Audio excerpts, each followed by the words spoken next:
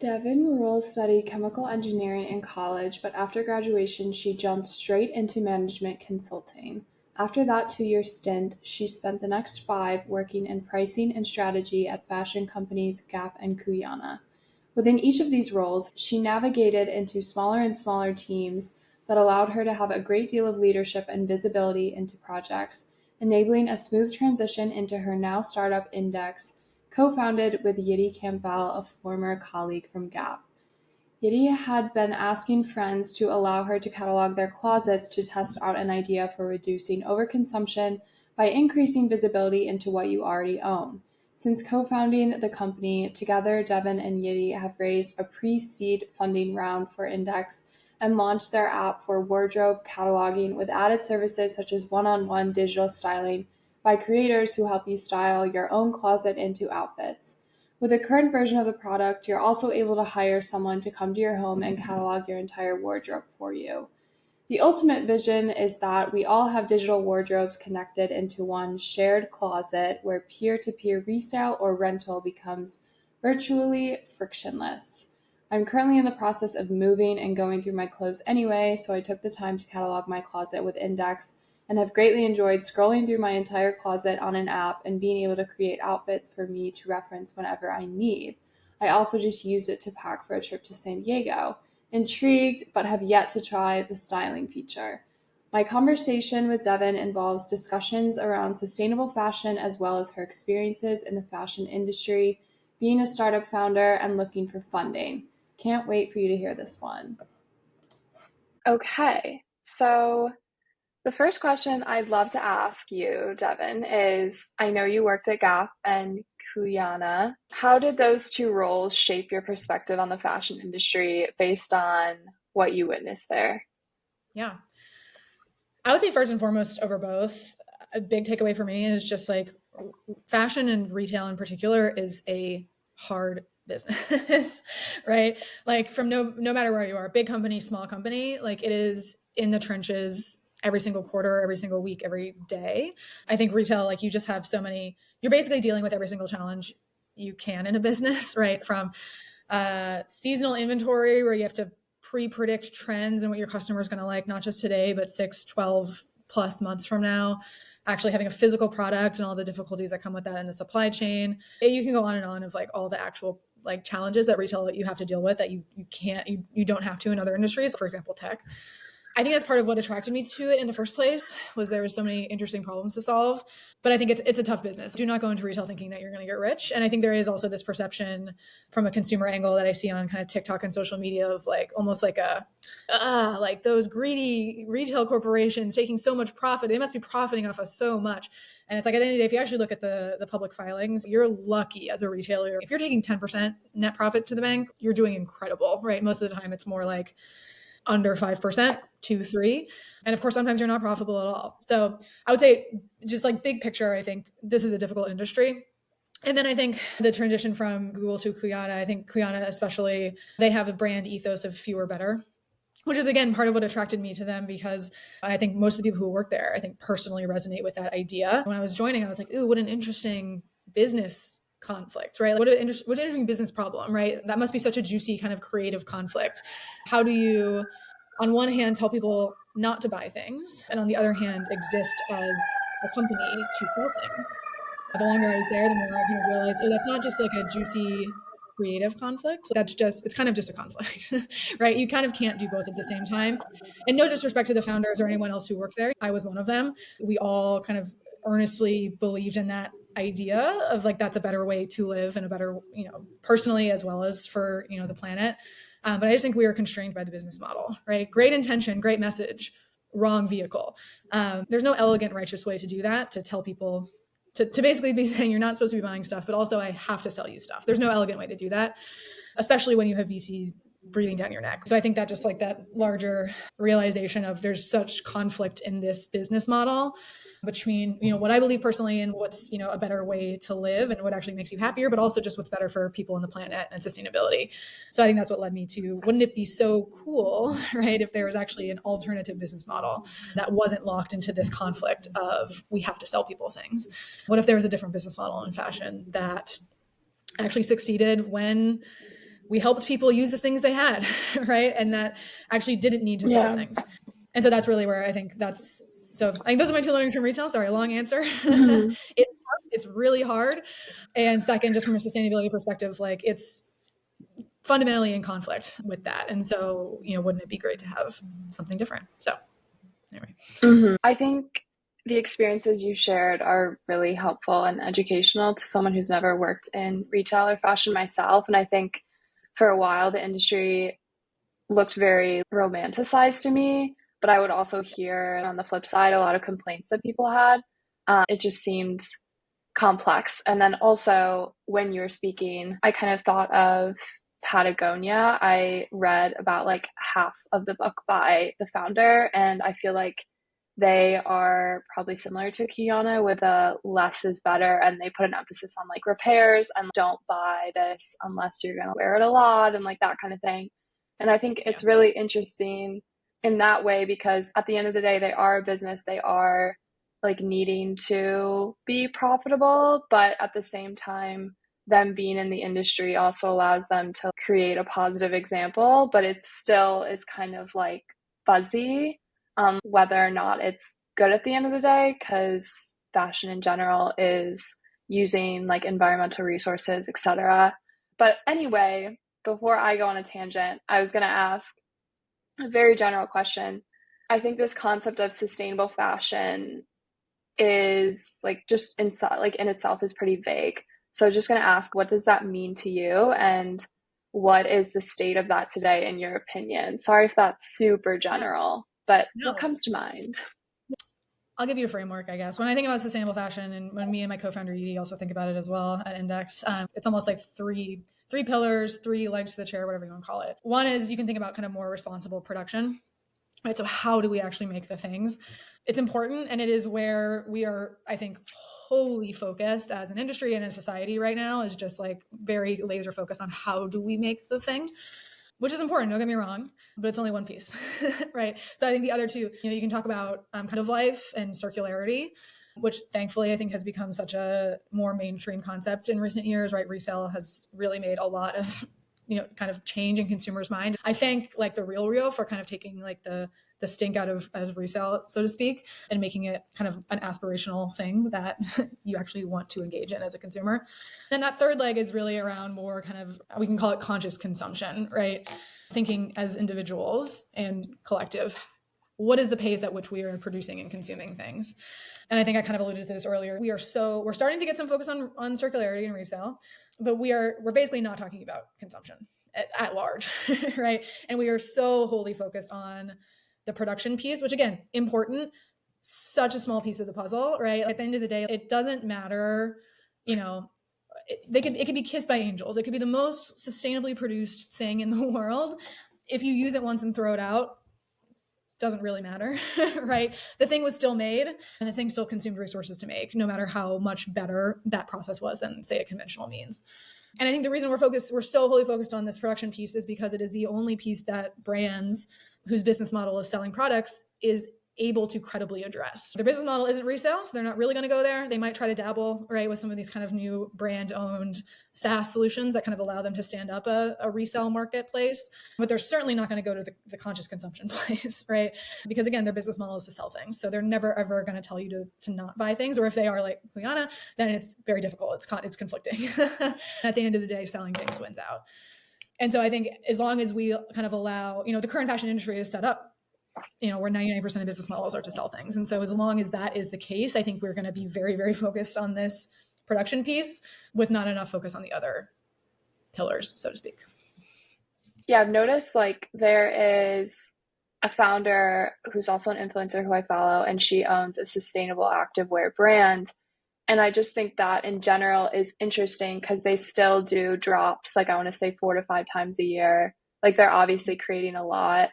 I think maybe one thing like they do differently is they probably don't overproduce because a lot of their stuff is sold out a lot. So maybe that's a good thing. But at the end of the day, like just producing 4 to 5 times a year, different drops, you're just producing so much. It's like not exactly sustainable.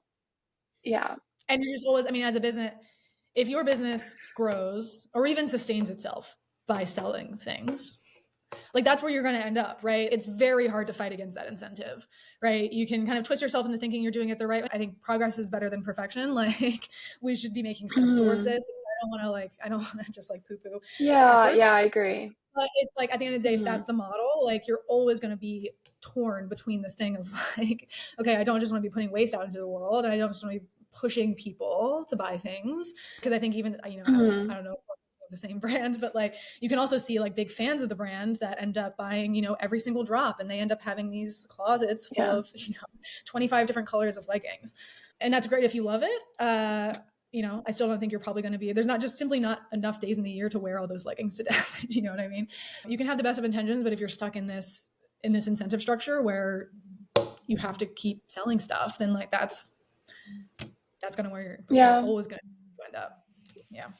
Yeah, I completely agree. And I'm definitely one of those consumers for that brand. I love the brand and I love the story behind it. But I think I've noticed I will participate in most drops. And then I'm like, wait, like I'm just consistently buying clothing items. And then I think to myself, what else are they going to do? They need to keep up with competitors that are dropping at a similar pace. So it's just very interesting to me. But aside from that, I was like wondering if you could talk about like what you hope to achieve through Indyx. And also, I actually had a bunch of time on my hands yesterday, so I did catalog my entire closet. So I did use it. It was great. Yeah. And I really liked like being able to scroll through my closet. Like I have a trip coming up, so like packing for that. So I'm excited and I'm glad I got to like be hands-on with it. But so what do you hope to achieve through Indyx? And then also how do you yourself use it? Yeah. Big question. So hopefully I don't monologue too long. Cut me off. What do I hope to achieve with Indyx? I and my co-founder Yidi came to this, I think, two perspectives, right? We talked a little bit about the industry perspective of, look, as long as the business model is to sell things, we're going to be trapped in this cycle. So wouldn't it be incredible if there was a business model that actually was incentivized? The incentives were aligned, right? We were incentivized. We made money when we helped people use what they already have and think more consciously and mindfully about what they bring in. And then from an individual perspective, even myself and Yidi, being in fashion, living and breathing it every day, like I still, would walk into my closet full of clothes and feel like I had nothing to wear, which I think is a very almost universal experience. And that's messed up, right? It's not for lack of things, right? It's not for lack of shopping. Our closet is filled with stuff that presumably at some point we liked and thought was going to be good for us.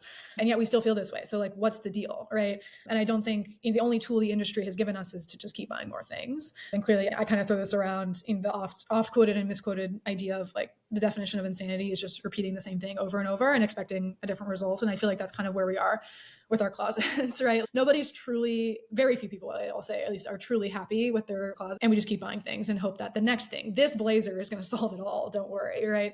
And that's just not the case. And so we need some sort of different other tool and different space to be creative in fashion that doesn't just involve buying something. And so those are the two pieces that really brought Indyx together. So what is Indyx? Great question. We are playing with how to frame it and pitch it ourselves. You could call it a wardrobe app. We're starting to call it like a digital styling platform. You basically digitize your closet, you catalog it, which we can talk about. I'm sure we'll talk about more as a step. It is a hurdle. I promise it's not as hard and difficult as it sounds. And once you get that, you unlock all sorts of great benefits, right? The first is just being able to play with your closet digitally on your own, which I know sounds, for someone who hasn't done it yet, sounds like they're like, what do you mean? I can just walk into my closet and play with things myself. But really there is something about seeing your closet in digital form that it almost looks like a store, right? And suddenly you can kind of see it with new eyes, right? You can notice the things that maybe aren't fitting in, right? And you're like, oh, well, no wonder I don't reach for that thing, right? Because it actually doesn't really fit into the curation of the rest of my closet. You're reminded to wear things that like maybe just because it's stuffed in the back of your closet, you never really thought about, but now that it's sitting in front of you in digital form, you remember, right? So there's all sorts of things and insights that kind of surprise people, but we hear it all the time that come from just the simple act of digitizing their closet and then using that to style outfits on their own, style and save. And then that's a place to go back to for inspiration. It's basically kind of making shopping your own closet just as beautiful and inspirational as going to open whatever your favorite shopping site is, right? So that in itself is great. There are other wardrobe apps who have done a similar thing, right? Where you're kind of just boxed into your own world. What we think is really, really cool about Indyx and what we're building most out is then, okay, how do you actually use your digital closet to connect with other people, right? It's because we think one of the problems is, your closet can be a very lonely place, right? It's like you're physically locked away, all on your own to figure it out. And so what if we can use that to connect? So the ways that we've stood that up are, one, you can connect with a personal stylist. So you can actually use your digital closet to be professionally styled. So they're not just, again, I think digital styling out there in the world today is mostly just, again, it's mostly shopping, right? They'll put together a lookbook of outfits of all new things that you can go buy. Whereas we actually style out of your closet. We will still suggest new things if you ask us to, but the primary is out of your closet. So you get a lookbook of 10 looks that are all things that you can go wear immediately. Maybe there's 3 or 4 things styled in those outfits that you can go buy, but it really gives you insight right away. And again, the thing that we hear from our clients all the time is just like, oh my gosh, like I literally just didn't ever think to put those 2 things together, right? But I actually love it. My closet is actually so much more versatile than I ever would have thought it was, just because I was out of ideas, right? Again, you're locked away on your own right now, whereas you can just get so much more insight by just like letting someone else in. So we have the stylist piece stood up. You can also put your friends in your closet, right? So you can share your closet with your friends, so they can also be your stylist if that is your relationship with your friends. It also just starts to unlock visibility, right? This idea of kind of one big shared closet. We already have enough things in the world. We don't really need to be producing more things. We just need visibility into who has what. The friend view is kind of the first step in that. You can see your friend's closet. You can see they have this dress that you wouldn't have known otherwise, right? And you can ask, hey, can I borrow that to wear to, the wedding I have next week? So that's great. And then kind of the final frontier of Indyx, which is not live, we haven't built it yet, but we intend to, is a resale piece. So again, once you unlock the visibility into just who has what, then resale actually becomes a lot easier and cooler, frankly, right? One, it's much easier to list, right? Because you already have a digital representation of your closet, right? You did it the moment you got the item, you got the value out of that thing the entire time you owned it. And now when you go to list, you already have the product photos, you already have a description, you can basically press a button, right? So that's really cool. But the other really cool thing about it is the visibility from a buyer point of view, right? So imagine the limited edition item that sold out really quick, couldn't find it, still not available. You look on all the current resale sites, right? The Real, Poshmark, Depop, whatever it is. The problem with those sites, right, is that the inventory they have is only the things that someone has specifically decided to sell, right? Which is a tiny, tiny fraction of all the things out there. That limited edition item hasn't disappeared. It's out there. It's sitting in people's closets, right? There's 100 of them somewhere. So imagine if you could search for it, send an offer, say it's $100. And as long as it's a decent offer, like one of those 100 people will probably take it, right? They'll say, I didn't decide to sell it, but it's just kind of sitting there in my closet. And if I have a $100 offer in hand, then, why not? So it'll really start to grease the wheel, so to speak, on the entire kind of resale market, hopefully. So yeah, that's what we're trying to build. We're trying to build a place where you can really, I think visibility is the key, right? Visibility into your own closet. So you understand what you have tools to be able to use it better, whether that's on your own or with the help of other people inviting in. And then to create really just this one big shared closet where things aren't locked away. Again, we already have the things that we need. It's just a matter of circulating them to the right people at the right time. And you just can't do that until you know what people have. So that is what we are building. Yeah. So amazing. Yeah, as you're speaking, I'm thinking like, I sell a lot of my stuff on Poshmark, and I always encourage friends to do the same. And I think a lot of people don't want to go through the process because they don't know that it's going to be worth it. They don't know their items are going to sell. And for me, I take like more of a passive approach, and because I've seen that the investment has paid off. And it makes me think of a similar thing with Indyx. You might have to do that initial investment of your time, for example, to catalog your closet, but then you can potentially do so many things with it. And like you said, like view the clothes you already have in a different way. So I feel like it's just getting people to understand that that's worth it. That's just like the initial hurdle. And then I love what you said about like people might not be posting it, but it could be in their closet. So if you get them on Indyx and they post every single item, if you can like connect those people with other people, yeah, that's really powerful, because I do agree. Again, so many people don't want to go through the trials of uploading their items to a resale platform. I've seen that time and time again. So yeah, that would be great. The big hesitation with Indyx, and it is our challenge, right, is how do you get people to catalog their closet? But it is crazy to me. No one really seems to ask that about resale platforms like Poshmark, like in terms of the business model, right? No one seems to really ask that. Same thing, right? You were taking photos of the thing, you're recording data, right? But it's crazy to me that you'll do that, and of course not everyone will, but many people will, only at the moment that you're going to sell the thing. Like it's the moment that it's leaving your life is the moment that you take that effort to do that. What if you moved that all the way up again, right? Like what you're gonna have to do it anyway. So you might as well get your own value out of it while you own the item, right? Yeah. And I think what we're focusing on in Indyx, again, there have been other wardrobe apps. Like I'm sure nearly everyone listening to this have heard of other ones. I think one of the key differences that we think about is it feels like many of the other ones have thrown their entire tech effort against building features that make it incrementally easier or faster to catalog your closet, right? Which is great. I love those features. I'm not saying that I don't want those features. I do. But I think our hypothesis is like the reason that not everyone has a digital wardrobe isn't because it's too difficult, right? We all do difficult things all the time. We do tedious, boring things all the time, but we do them because there's a reason we're doing them, right? There's some sort of outcome that we need to get to or want to get to. And so our thinking is like the reason that most people don't have a digital wardrobe is that because there just hasn't been a good enough reason to yet, right? For many people, just being able to play in your own closet and right have that like self-styling piece, it's valuable. I believe it's truly valuable, but there's a relatively small segment of people for whom that's like truly resonant at this point, right? So you need those other pieces. You need the styling, you need the friend connection, you need the resale to actually motivate people to catalog, right? So let's focus on the things, the so what, like why are you doing this and what are you going to get out of it? And like you will overcome the cataloging, right? And again, all these tech features, again, I love them, I want them. They reduce the effort, they don't eliminate it, right? So like best case scenario, maybe it makes cataloging easier by 50%, right? It's still a task. And at the end of the day, if you don't want to do a task, you won't do it. So that's really where we put our effort, especially being, I think, just we're still a very small team, one engineer, right? We have to prioritize what our focus is. And so for now, our focus is on the so what end of the equation. Would love to circle back to but let's make this process easier. But for the time being, I think that's where it really matters. And I think that's where we're a little bit different than the other options out there. So I see. Okay. Yeah. Thank you for sharing that. That brings me to my next question. I was going to ask a little bit about where Indyx is at today and how fundraising affects that. So I know you've raised a pre-seed round, and I was wondering if you could talk about whether you're actively looking for funding and how do you know you need more? And then also with the funding that you have, these are just questions for context of like what I'm curious about.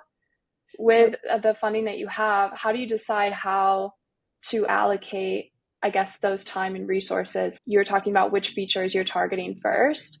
And I know we've talked previously about some of the current barriers. So again, feel free to talk about that in your response, since I'm sure you'll do it better than I could. Okay. Yes. So we raised a pretty small, I would even call it like almost a friends and family pre-seed round, about a little more than a year and a half ago now. And we are looking to raise seed this year. How do you know? I think for us, again, VC funding, definitely, I've seen it firsthand up close, double-edged sword, right? Sounds great. Mm-hmm. It completely has its downsides. And frankly, I think if you can bootstrap a business and get it profitable early, I personally would rather take that path. I think the thing with Indyx is that, as we talked about, it really gets cool when it's at scale, right? In order to have this one big shared closet thing, you can't really achieve that vision when you have, 1,000 users on the app, right? You need to have tens of thousands, hundreds of thousands, potentially millions for that to be really powerful in the way that we hope it becomes, right? Mm-hmm. So I think the vision for Indyx is scale. Again, conflicted about it, but I think VC funding is the way you kind of have to go in that instance. Would you be willing to talk a little bit about why VC funding is a double-edged sword for myself and then any other listeners who are not super familiar with the situation out there? Yeah. Basically, VC is giving you money in the expectation that they're going to get a return, right? And not just a small return, right? They're looking for like a 10x, 100x, ideally, return, right? And so they're investing money in your business because they think and then expect that it is going to grow massively, right? And that's the expectation. So yes, you're getting money, you get resources to do more things, but there is expectation that you're going to deliver results with those things, right?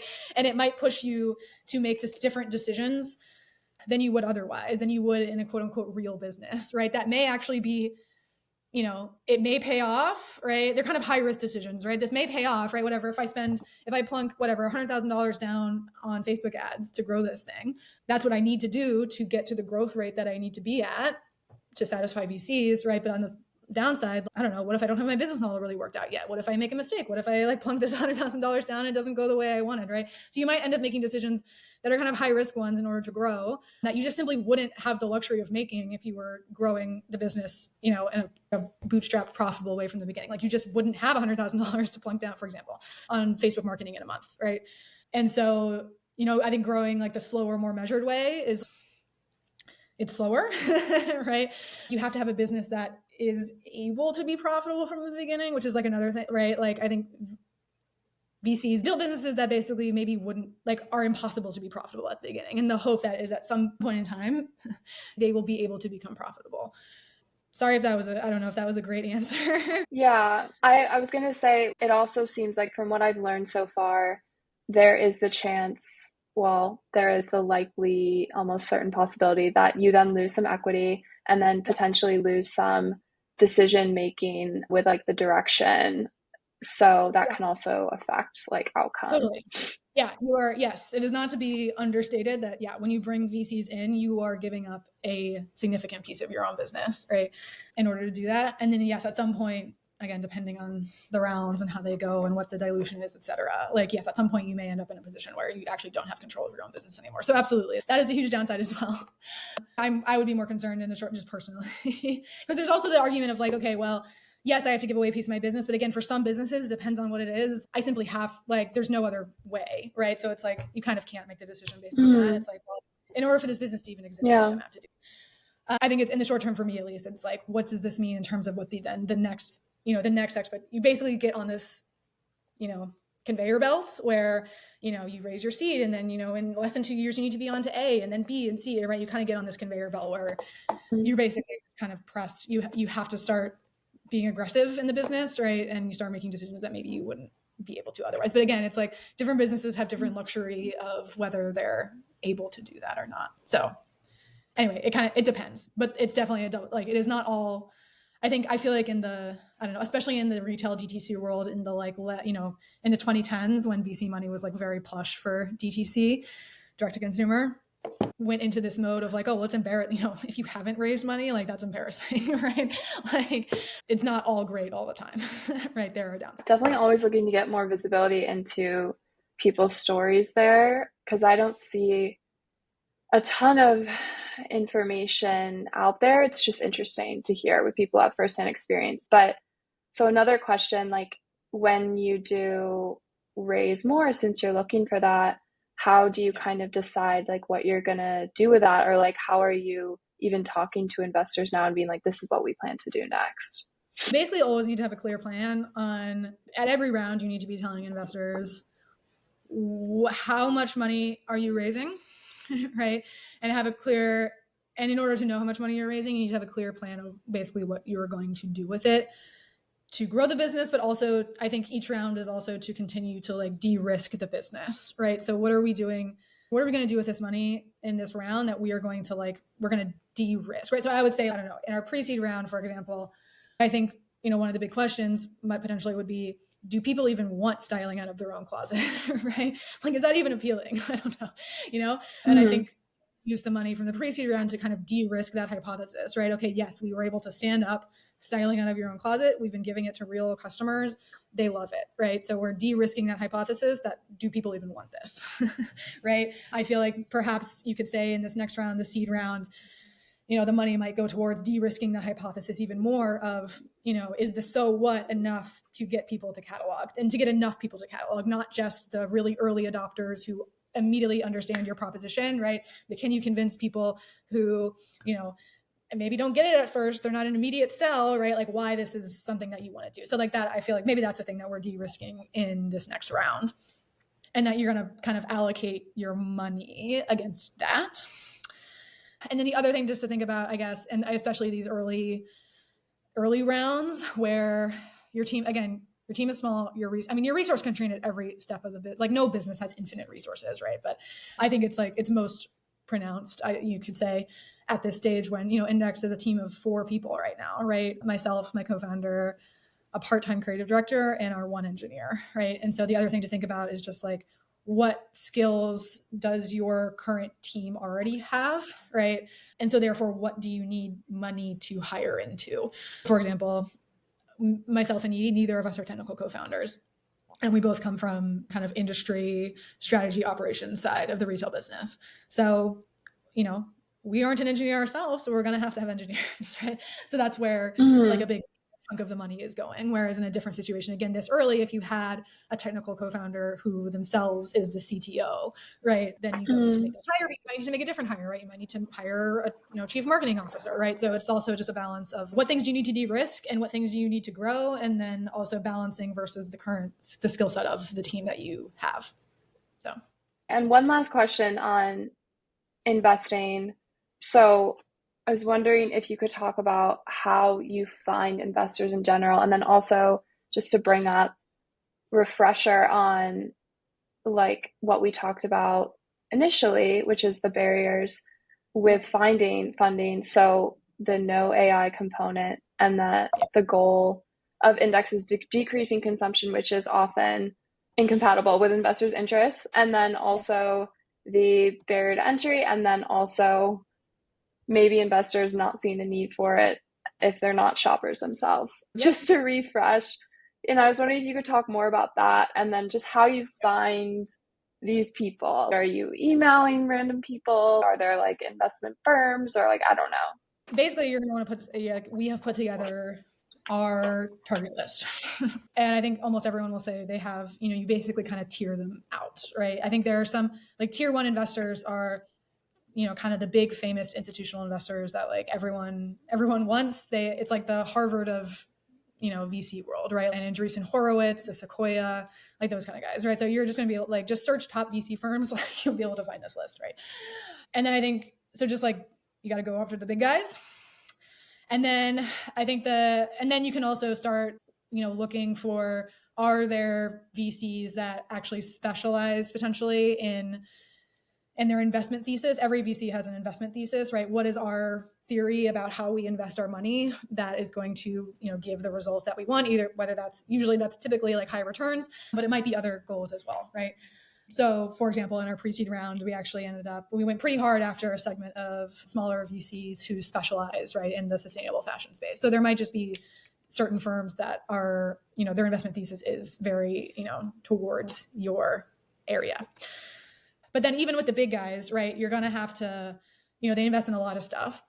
You're going to need to find specifically the partner who you think is most relevant for your business, right? And typically that's more of a business segment or business model shake than like a vertical, right? So typically it'll be like, I do marketplaces as an investor, right? I do consumer marketplaces rather than sustainable fashion, typically at the big ones. So basically you end up with this list. You basically do research. It's mostly, at least for us, it's mostly Google, but you also have, hopefully you have kind of advisors or other people in your network that you can talk to. You can say, hey, this is my investor list. Am I missing anyone, right? Do you know of anyone else who is, would be that we should pitch to, right? And then next step, frankly, is you can always cold call. You can always send that partner an email, figure out, go the scrappy way and figure out their email address, essentially. It's always better to get a warm intro, right? So you want someone to basically intro you and say, hey, this business is really interesting. I think you should check it out, right?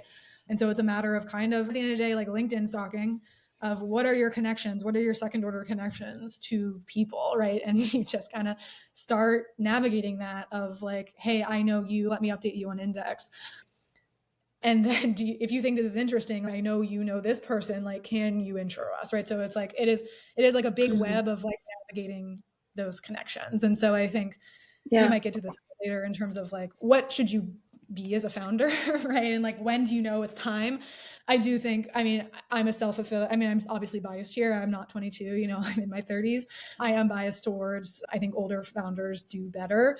And I think one of the reasons is just like, you've built more connections in your life, right? They might, right? I think it's very hard probably to go out as a 22-year-old who's never worked at a quote unquote real job and have the professional connections to be able to navigate that, that system effectively. Of course, if you have, it all depends though. If you have the great idea, right, that is perfectly attuned, I think cold calling can work, but it's just it's an odds game and it's like all higher and, I don't know. So that's in short, like, I don't know how we're navigating. Again, we haven't raised seed yet. So like, Mhm. Take it with a grain of salt, not the expert here, but that's my experience of navigating.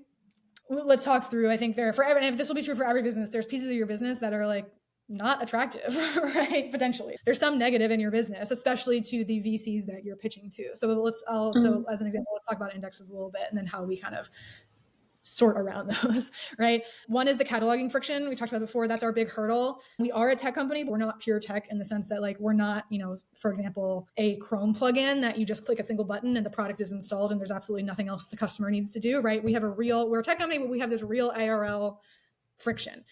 Component. Tech investors hate it. Tech investors hate it, right? They're like, why would I invest in you if I can invest in this Chrome plugin that there's no friction there, right? The second is, as you talked about, the kind of the AI piece, we don't have, and we kind of have made like an intentional choice not to have a flashy AI component yet, right? We think we're actually building the exact right training data for a future styling AI, but we're not kidding ourselves to say that styling AI is there yet. I could talk about that all day, but I'll put that aside. But basically, it's kind of a disadvantage right now in this environment that we're not like an AI styling company, right? That could, again, pattern matching VCs, not a lot of time. That's what they're looking out for, right? And then finally, kind of the degrowth story, right? And that our personal motivations, right, for Indyx is somewhat of we're all consuming too much. Again, wouldn't it be great if we had a business model that actually helped people consume less? Investors hate that, right? Because they are invested in all of these other companies that are pushing consumption, right? So this degrowth story, the sustainability story, is not typically very appealing at all to a traditional investor. All right, so I think those are like the three kind of hurdles, so to speak, that we're talking about with Indyx. And I think the thing is, you have to find the piece of your business. I think first of all, you have to start to show product market fit, right? So like on the cataloging friction piece, we say, yeah, it's a friction. Here's our data on how people are overcoming it, and actually just prove you wrong. We have enough product market fit with our product that it's compelling enough that people will overcome this, right? You have to find that fit and show the data on to kind of overcome that piece. And then I would say you have to find, so like, how can you frame your business it's not a lie, it's not false, but how can you frame your business in a way that's most appealing to investors? So for example, I think we're going at it more from the marketplace angle, right? So the big piece of our business that is growing right now is this idea of creator styling, right? You have your favorite influencers online. There's a fit here in terms of, many people who've never worked with stylists, pretty big jump for them to go from never working with a stylist to working with someone that they've never met before, don't know their style, right? So actually having an influencer from online that you follow, right, that you already know that you love their style, right, that's actually very appealing for a person to have them be the stylist. And then from a creator point of view, right now they're kind of, from a monetization standpoint, they're at the whims of the algorithm, right, and brand deals, right? So having a dependable business that they can monetize themselves is actually very appealing to them. So we found fit there, right? Actually, to VCs, we're not a wardrobe app, because I know that many other wardrobe apps have come and pitched to you before and they've not really gone anywhere, right? So we're not really that. We are a creator styling marketplace, right? And here's the data on how we're able to onboard creators, how they are driving acquisition for us, and how they're actually monetizing, right? And we don't have to pay them a per post fee, right? They're motivated to market us because it is driving their own business on the platform, right? So that is actually a much more appealing story to an investor, at least currently.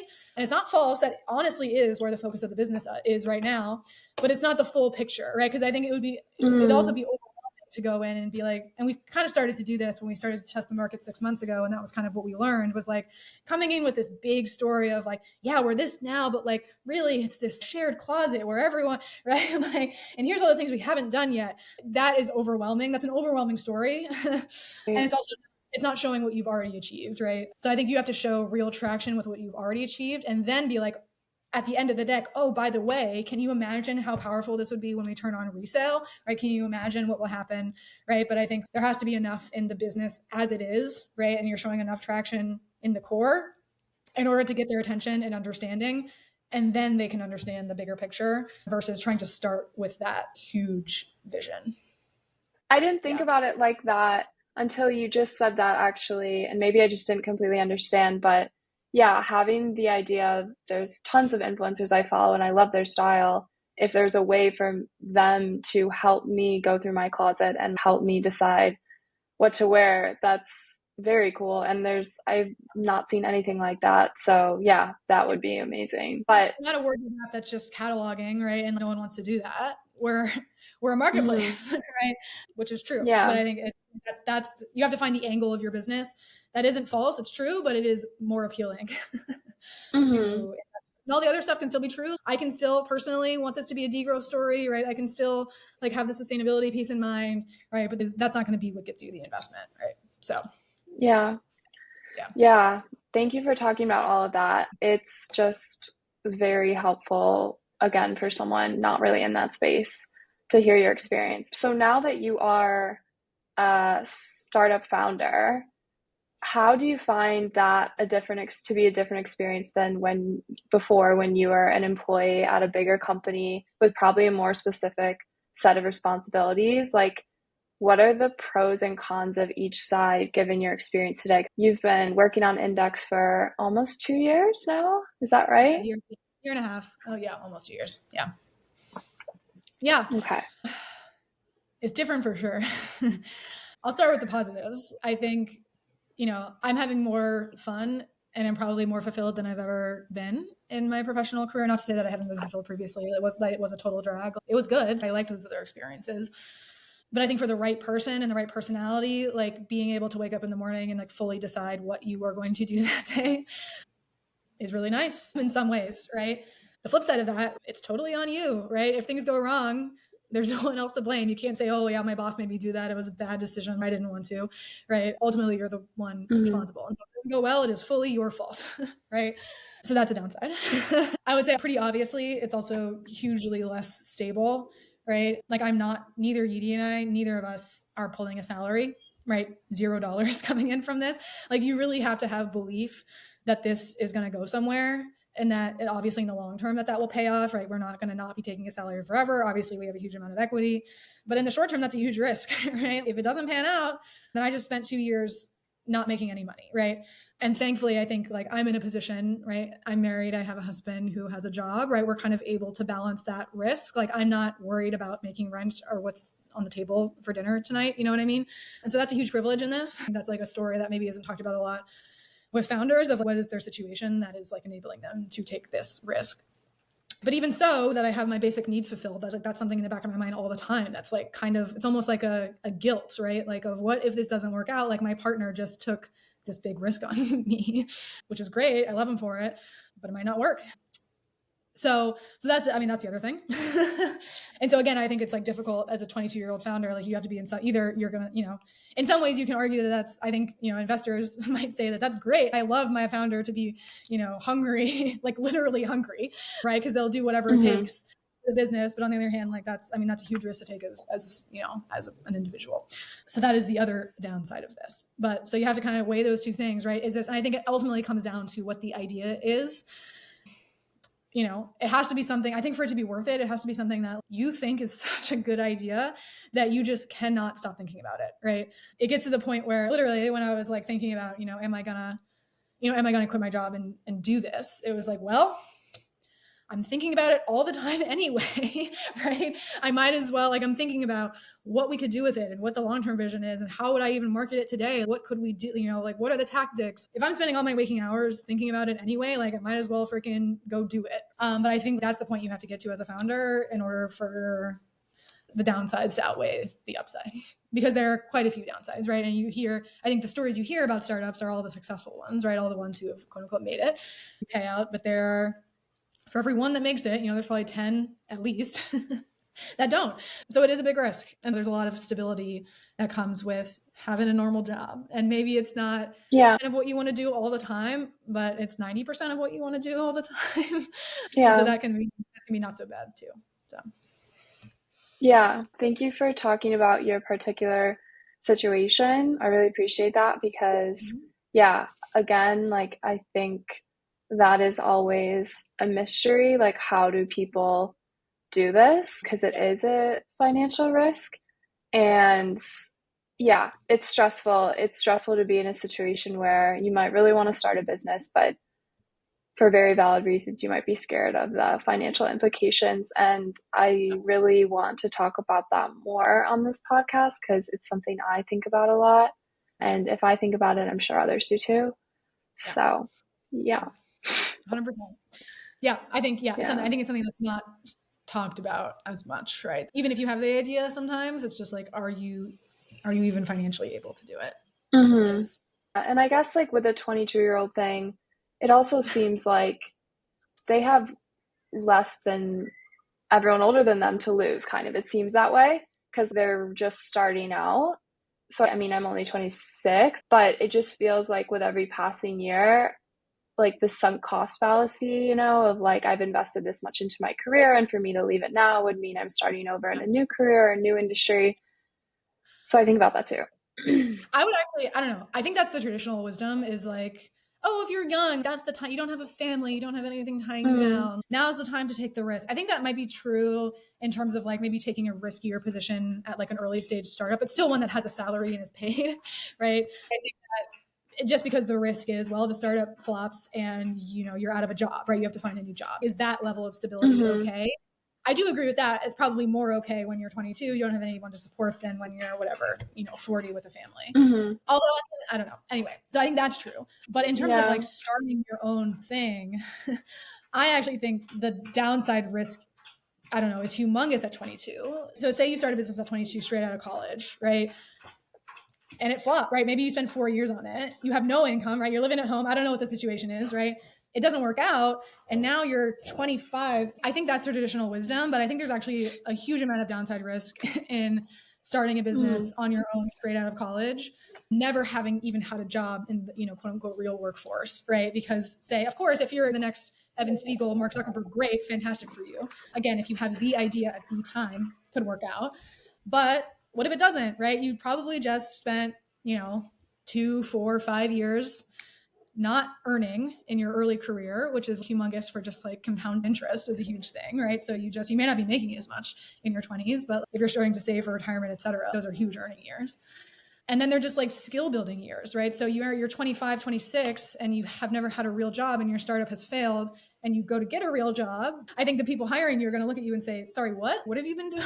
What has this been like? And maybe you can prove your point and show kind of how it was skill building and, you learned all these things, et cetera, and how you have these skills that now are useful in this company. But I don't know. My bet would be like most, especially larger corporations, will look at you and say, "Sorry, you've never had a real job. Like we're putting you entry level, right?" And so, right.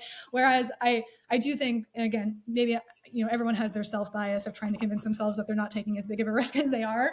But I think at my point, having left the traditional workforce at age 30, right? Say I take 2 or 3 years and Indyx flops, right? I think I could go back and get at least the same role as I could before. If not, I actually think these 2 years could be argued as almost like leadership mm, executive, right? Because you can kind of play the like, mm. right? So I actually think it's Yeah. much easier to make that case of like, okay, I know I left when I was a director or whatever, but now I should actually be hired in as a VP, right? Than someone who has never had this real job saying, oh no, like I shouldn't be entry level associate or whatever it is. Like I should be hired as like a manager or senior manager. So I Yeah. actually think, I don't know, I think at least in my situation right now, again, being married with a partner who can support me, but not having kids yet is almost like a little bit of a perfect time to do this. So I would, again, highly caution. Mm, I'm doing this at any time. I'm a bit crazy for doing it, but I think especially, I don't know, I fear for the folks who come straight out of college mm. unless, again, Okay. unless you really have it, which is hard to know, but so. Yeah. Yeah. No, I Yeah. really appreciate your advice and you sharing your experience on that. I think one thing I think about though is although like people may be dumping or investing, I guess, 3 to 4 years of being a startup founder Yeah. and it flops, say, and they're 25, 26, whatever, no real experience, no real job title besides being a founder. There is, I feel like, also the chance that they've learned a lot during that time and who Yeah. knows what role they could come into. But especially if you've discovered a niche, you go down, you spend a bunch of time researching that. Like sustainable fashion is a good example. Say you spend all your time, but I guess also it might be hard to know when you're starting out, like what is important. I don't know. I just try to think about it without fear because I'm kind of launching into that situation myself with not a clear direction. And Obviously, there's a lot of risk, but I'd rather focus on what could go right just for mental health and also Yeah. like peace of mind, you know? Say I dump a year or two into a new business idea. Yeah. Hopefully, I can turn that into something I can pitch to companies in the future. Hey, I've spent a lot of time thinking about this and I'm really skilled in it and I have a lot of experience talking to people in this field. Yeah. Hopefully, that counts for something as No, well. I don't. I don't want to undervalue that. Yes, and I'm not saying that if you found a business at 22, like those whatever 4 years you spend on it, you won't learn anything. But is that going to be if your follow up option is okay? Let me just go get a job, like a quote unquote real corporate job again. Will that experience be valued in the same way by the hiring manager in this corporate firm? That's hard. It's a risk, right? I think my thinking here is don't be an entrepreneur just for the sake of being an entrepreneur, right?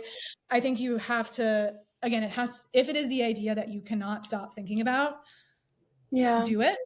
That's the trigger. And you can figure out a way where you can literally make rent and feed yourself. Do it. But don't go into this thinking, I want to be an entrepreneur and I don't have an idea, but I'm going to find one. In that situation, I really think the downsides outweigh the positives. Yeah, I see what you're saying. Okay, so I'm just going to wrap up with one last question. I would love to ask you how you think about the future of Indyx. Anything you haven't mentioned yet, whether it's short term, long term, craziest dreams with Indyx, that kind of thing, like what you hope to do with it. In the short term, I think we're just trying to grow our community as much as we can.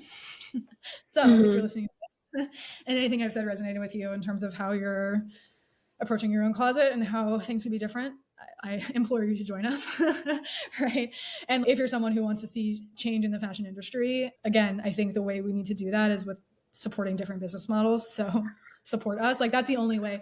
Again, like we go back to investing. Like that's the only way that we're going to get that investment is if we can show that people support this. So that's my short term is like join Indyx. And then in the long term, I hope to make it worth it to you. I think it is worth it even today. We do have a fully fledged product. So I think we are like a best in class wardrobe app if that's what you're looking for. But I think long term, we are looking to be more than just a wardrobe app, right? I think ultimately, I think the vision is that one big shared closet and how powerful would that be? And what can you do with that to actually rewire kind of the entire industry towards not just selling in a vacuum of but everything happening within the context of what you already own. Right. Yeah. And I think that could be hugely powerful. So, I mean, that's the long-term vision is everyone in America has a digital closet. Everyone in the world really has a digital closet, and there's full visibility into all the things that we own. And I think that would be really powerful. So that's the ultimate goal. Yeah. Definitely. I'm excited to use it more, especially when packing, and then maybe even try the styling thing. That'd be cool. Yeah. Those are all my questions. So I just want to thank you so much for your time and sharing all your knowledge on being a startup founder and then also the sustainable fashion endeavor and fashion industry.